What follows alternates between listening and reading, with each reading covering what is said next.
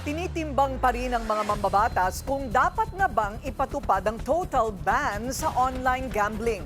Bukod kasi sa perang natatalo, buhay daw ang isinusugal ng iba. Narito ang agenda report ni Hannah T. Pabilisan na po natin. Pinayagan nyo ba sila na maglagay ng gambling? Pinayagan po ninyo? Given Yes, yes or no, sir? Yes or no? Did you? Did you or did you not? Para malinaw po tayo, may katanungan po Senator Marcoleta. Just answer yes or no. Pinayagan nyo ba? Naipit ang Bangko Sentral ng Pilipinas sa naging first Senate hearing tungkol sa online gambling. Tanong ni Senate Committee on Games and Amusement Chair Erwin Tulfo, may go signal ba ang BSP para makapasok sa sugalan ng e-wallets?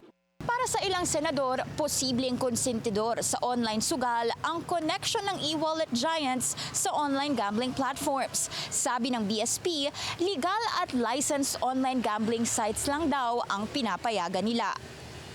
Lumitaw pa sa hearing ang di umano'y social ills na epekto ng online sugal. Umabot sa lagpas 42,000 pesos ang inabot na utang ng isang gas station cashier sa Bukidnon dahil dito. Kalaunan, lumala raw ang kanyang adeksyon at buhay na ang itinaya. Hindi niya makayanan, nag-commit ng suicide. Pero una nang sinabi ng PAGCOR na sa around 2,000 complaints na natanggap nila at sa 3 years ni Chairman Altenco sa ahensya, wala pa raw siyang natatanggap na sulat na suicide-related incident. Sa pagkakataong ito, gusto kong ipaalam na wala pong naging formal kaming natanggap na sulat tungkol sa isang pamilyang humihingi ng tulong para sa may mga nasawi nilang kapamilya. About 60% din kasi sa complaints na nakukuha umano ng PAGCOR, mga karanasan mula sa illegal online gambling. Pagdating sa e-wallets, pabor ang karamihan sa mga senador na alisin na ang in-app links doon pa online gambling sites. Pero paglilinaw ni Senator Rodante Marcoleta, PAGCOR ang may regulatory powers tungkol dito. Sinisisi niya sa PAGCOR ang kakulangan sa regulatory mechanism nito kaya dumami ang illegal online gambling platforms. Why are we frying the e-wallet? Wala po akong nakikitang participation nila sa e-gambling or whatever.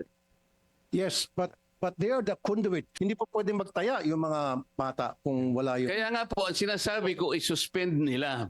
Tapos na yun. Pag sinuspend nila lahat, yung link, so wala na pong magbabayad. Sa ngayon, tinututukan ng mga senador ang effective regulation habang sinusulong ang total ban sa online gambling. Simula nitong Huwebes, may 48 hours ang e-wallet giants para alisin ang in-app links nila papunta sa platforms ng online sugal. Sa laki ng kita nila, they don't need this. This is just additional transaction to them. Kapag hindi ito natupad, contempt o detention ang pwedeng harapin ng isang BSP official dahil dito. Para sa agenda, Hannah T., Bilyonaryo News Channel. Manatiling nakatutok sa Bilyonaryo News Channel. Sumubaybay sa aming social media accounts at mag-subscribe sa aming YouTube channel para sa mga bago at eksklusibong balita.